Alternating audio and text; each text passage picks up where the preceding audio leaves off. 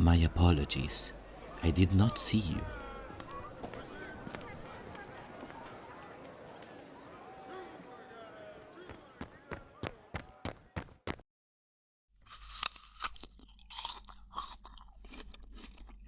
There you are.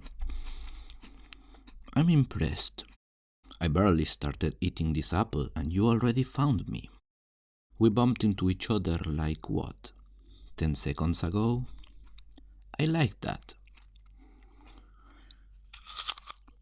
What? Why are you looking at me like that? Oh, your coin. Can you blame me truly for taking your purse from you? You looked so dazed and confused, so helpless, clutching your coin purse against your chest, as if it was the only possession you cared about in the entire world. I simply had to have it. You made it attractive to me, darling. It's not just my fault. It wouldn't be fair to pin all the blame on me. If you didn't want me to steal it, you shouldn't have made it so interesting for me to do so. Or rather, I suppose, my true desire was that I had to see if I would even be able to take it from you. A test of my skills, as much as it was a test of yours. You understand? Every thief has to keep on his toes, and a little bit of practice never hurts once in a while.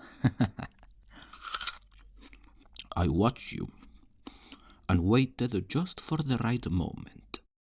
You were so cautious, so careful, but then you slipped it down by your side for a moment, and that's when I grabbed it. I slipped down this alley as quick as a guard's horse, as silent as a shadow. I thought I'd probably never see you again. I love myself a good-looking stranger, and you are simply divine. But you were observant, of course. Just my luck, eh? You had just the right amount of belligerence to go after me. You ran after me, fast as your beautiful legs could carry you. I barely had time to start on my apple, a scrumptious red delicious. You came to me so quickly. And I barely settled on this keg. And yet, even with you standing here, capable of letting out your voice and scream to have me arrested, you didn't seem to be doing that at all. Quite the opposite, in fact. You're just staring at me. You're just as interested in me as I am in you. Quite the conundrum. I don't quite want to let you go yet. I have never seen someone like you before. Someone so brash, so brazen, so confident and assured. Rare traits on a thief. Someone with your characteristics would be quite the asset. You have a keen eye, dearest, unlike most I have ever seen, and your timing was most impressive as well. You realized that your purse was gone, and found me quicker than I thought possible. Most of the idiots in this city wouldn't have even noticed their coins were gone until they were snug in their warm houses. But you, pretty one, you noticed me. I mean, I can't say I blame you. I am rather gorgeous. I'm not going to lie. But even then, even if you take my dashing looks out of the equation, your eyes still followed me, better than anyone I've ever seen. Oh, you want this? Fine. Here, have your coins back. I can see it in your eyes that you want them. Catch! This wasn't really a test for me, you see. It was a test for you, dear.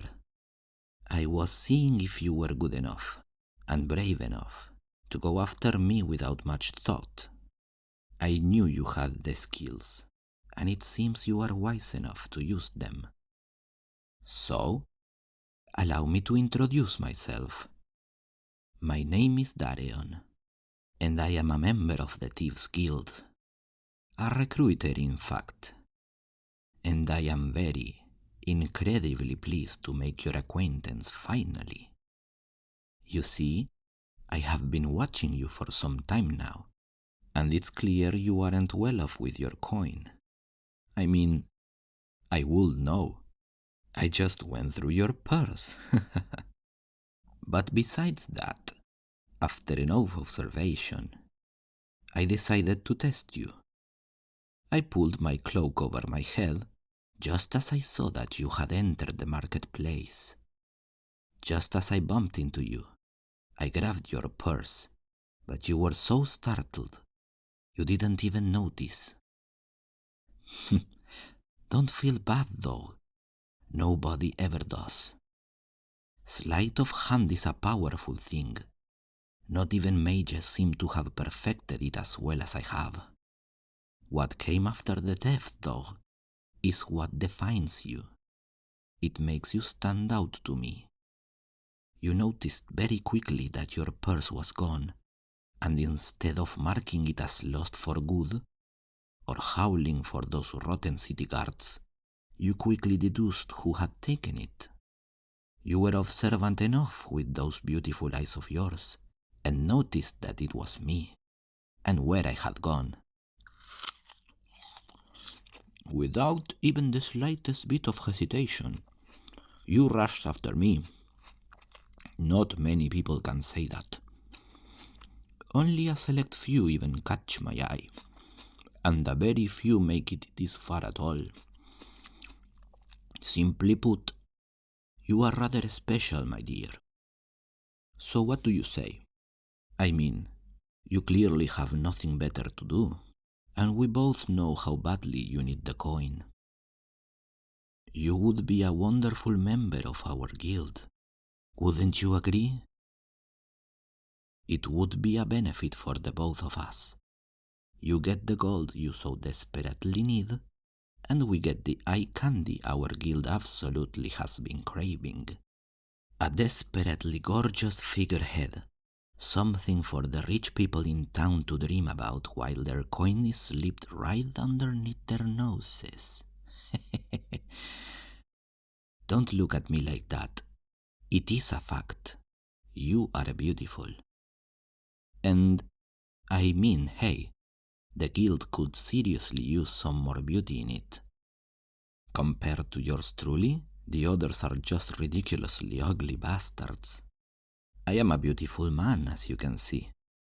But most of my brothers, ugh, their teeth are falling out, their skin is rotting. They even got missing eyes. It's honestly rather disgusting. I'm not going to lie to you. I am not from these lands, but right now, I am the best catch in this side of the river and this end of the kingdom. And I can't imagine you ever denying spending some more quality time with me. Although, despite how incredibly attractive this offer may already seem, I suppose you would want to know the terms of your engagement. You are smart, obviously. Otherwise you wouldn't be here, and smart people, especially the pretty ones, don't just go rushing into things without precautions. It is an admirable trait, truly, and I respect you for it. I really do. So I will give you the rules of our engagement. A contract, if you will. The rules shouldn't be too terribly complicated for you to pick on. They're basically common sense. I mean, we don't have much of a fondness for rules. However, any good guild needs some, and we, as one of the best and most concise guilds around, only have 4. Listen carefully. I don't like to repeat myself too much. Rule number 1. Always look for places where the guild can improve. For this guild to survive, we have to be fluid, malleable, change with the times rather than standing firm against them. Other guilds have tried to remain stagnant, and all have fallen. We pride ourselves on being as fluid and dexterous as the river.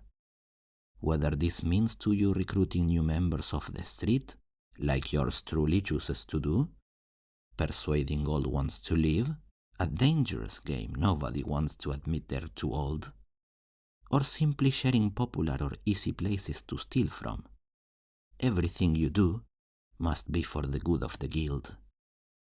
It is a small price to pay for our protection and our company, which I'm sure you will grow to love.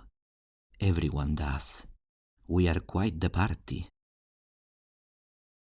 Rule number 2.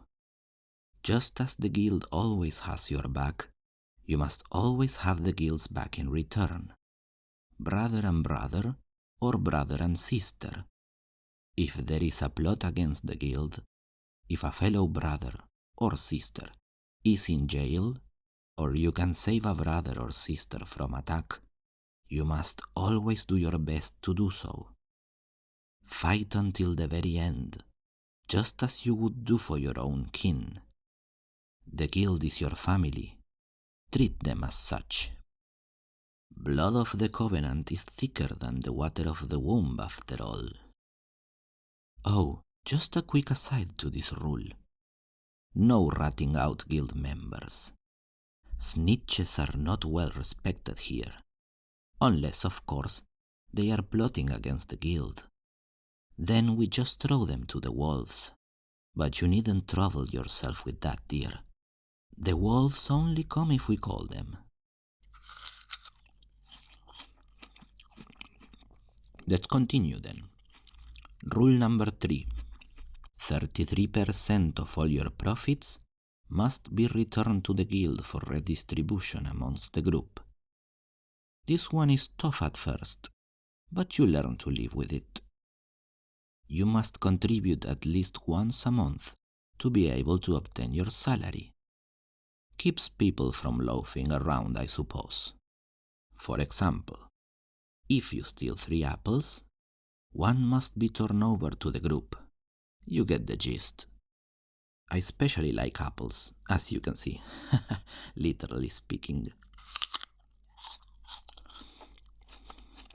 Lastly, and this is an unfortunate rule, one we've had to verbally implement recently, do not cause harm to anyone unless it's absolutely necessary. Especially, do not cause harm to women and children at all. We are thieves, not murderers, and we are expected to act as such. Even the low-down scum in the society should have some respect. Don't you agree? So what do you say? Do you want to be a thief? I can see your hesitation. It's written all over your beautiful face, and I can't say that I blame you. Thievery is an art, and it is not for everyone. But you are a natural, and you'd be silly to deny your God-given talent. And I mean, look, beautiful. In the end, you only really have 2 choices. Either go to tell the guards that an incredibly dashingly handsome and yet otherwise unknown man stole your entire life savings, and see how well that goes for you. Or you can follow me and embark on a dazzling new career, lounging in gold, jewelry, and anything your heart could ever desire. It is up to you, of course, but I recommend you listen to the man that had your money. I imagine it would do you more good than bad. Oh, and since I'm such a nice man, I will be your mentor for a while. Show you the ropes, teach you the ways, you know, the whole experience. It will be fun, like an adventure, eh? I even have a mission in mind for you, should you choose to accept my invitation. We could start right now if you wanted. You have nothing to lose, and the whole world to gain, sweetheart. You really should join us. It's a big, happy thieving family, and I can tell you would fit right in. So, what is your decision, lovely?